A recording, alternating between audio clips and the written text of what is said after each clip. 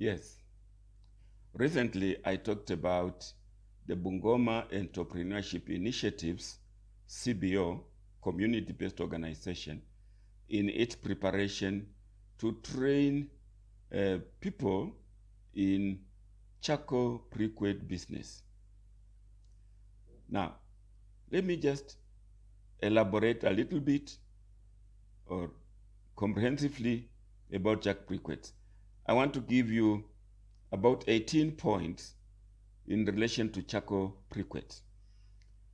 Number one, yes, charcoal briquettes are compressed blocks of coal dust or any combustible biomass material, like the agro waste, like sawdust, like wood chips and all that. Now, it is used, charcoal briquettes, it is used as fuel and the kindling to start fire. The term briquette is derived from the French briquet, meaning the brick. Fact number one. Fact number two, charcoal briquettes can be produced by hand, just molding it, by manual pressing, there's a manual press that you can use, but also by electric machines, motors, compressors. Now, the common charcoal briquettes, number three, the common charcoal briquettes are produced from char dust that remains at those sites where the ordinary charcoal is being sold or has been burned or produced. That fine dust can be put into briquettes by molding, by pressing, or by motor production. But that's not what we're talking about. Those charcoal briquettes produced from char dust, the ordinary charcoal is produced from felling trees. And therefore, what we're going to train you is not in the use of char dust that encourages felling trees. So number three, like I said, it can be produced from that char dust. Number four, the alternative charcoal briquettes are produced from agro waste. Any agricultural waste, be it the brush in your compound, being the crops in the field, any agro waste, and that becomes cheaper than felling trees and all that. Number five, the use of agro waste, like the crops, like maize stalks, already means an extra income revenue for the farmer, because now the farmer can sell what they thought was waste to the charcoal briquette makers and then earn some revenue from what would be otherwise passed as waste. Number six, use of agro waste reduces burning of that waste in the open air. Like you clean your compound, that trash, those leaves, you burn them in the open air, that pollutes the air. Now, if you use that for charcoal briquettes, you are reducing that open air burning and therefore pollution. Number seven, charcoal briquettes are smokeless. They burn smokelessly and are void of the carbon monoxide, which is present in the ordinary charcoal. And you know what carbon monoxide can do to our health. Many times we have found people in the morning dead because a stove of ordinary charcoal was left in the house burning.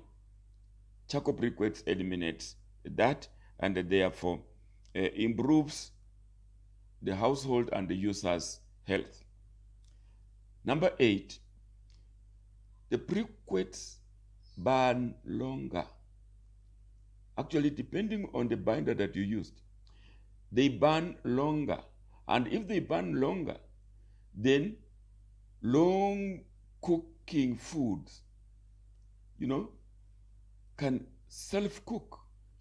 You put on a stove in the morning, you go to the field to work in the field, the charcoal burns longer, and therefore it just zimmers and cooks you. They say it was kideri, maize and beans, and therefore that cooking longer affords you the opportunity to work in the field and come back, not to start cooking fresh, but just continue with the cooking that started in the morning.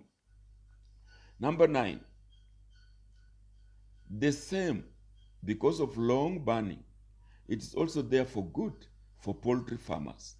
The poultry farmers who brood their day-old chicks using the charcoal briquettes, and at night they have to change 2-3 times the charcoal.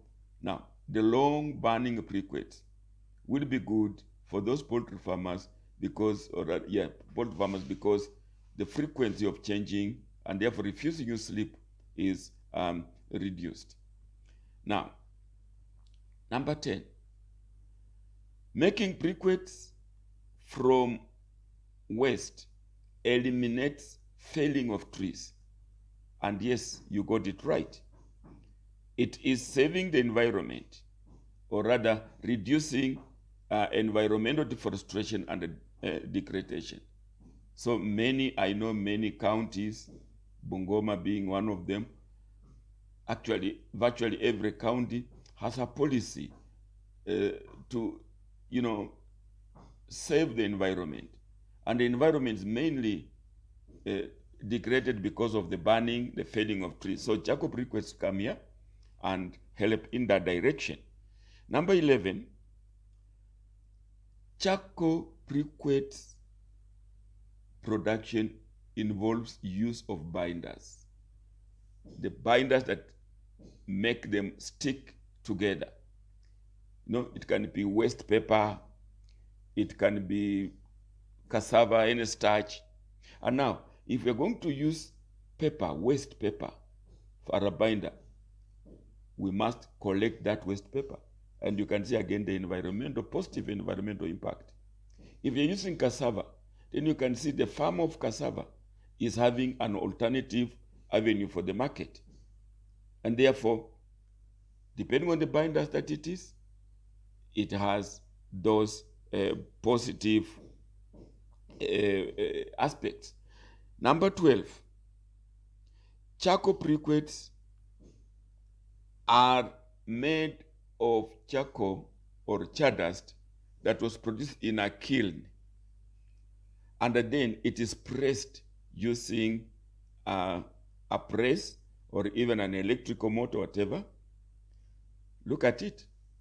Therefore, the Juakal sector is gaining because it has to produce the kilns.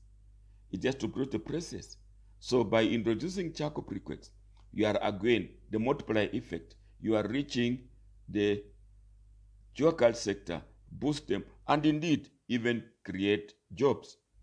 Number 13, the kilns and the presses are made out of both scrap and non-scrap material. As soon as we mention the word scrap, you can see that scrap must be collected. So we create jobs for people collecting the scrap. We also save the environment from scrap. You see, the environmental benefits of the charcoal briquette business is enormous. Number 14, charcoal briquettes production requires constant research, which binder is the best, which press is the best, which format of the briquette is the best. And devolution. Every county has now devolved. You have your own polytechnic, technical colleges, and so that research going on in local institutions is cementing the base of endogenous, don't call it indigenous, it's endogenous research and development base. Just by researching on that, we are promoting the technical education in the counties. Number 15, the use of charcoal briquettes creates time for school girls to devote on studying. Why am I saying that? I've been in virtually all counties. And the child who goes to fetch for firewood in the forest, in the woodland, is the girl. These girls are at school. So they have to divide their time studying and going to fetch for firewood.